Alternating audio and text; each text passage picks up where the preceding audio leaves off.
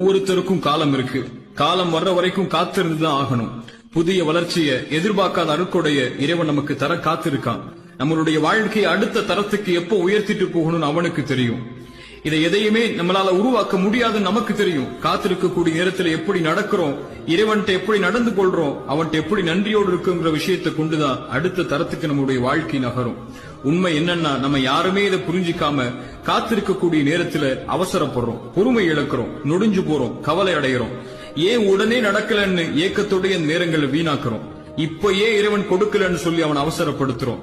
தகுதியான நேரத்துக்கு முன்னாடி தகுதி இல்லாத விஷயங்கள் கிடைக்கிறது அருட்கொடை இல்லைங்க, அது சுமை, மேலும் ஆபத்து. ஒரு தந்தை செல்வந்தர். அவர் செல்வந்தவங்கிற காரணத்துக்காக 6 வயசு பையன் விலையுயர்ந்த காரை ஓட்ட கேட்கிறாங்கிறதுக்காக கொடுக்க மாட்டார். ஏன்? 6 வயசுல அந்த காரை ஓட்டுறது ஆபத்துன்னு அவருக்கு தெரியும். ஒரு தந்தைக்கே இந்த அக்கறை இருக்குன்னா 99 மடங்கு தந்தையை விட அன்பு வச்சிருக்க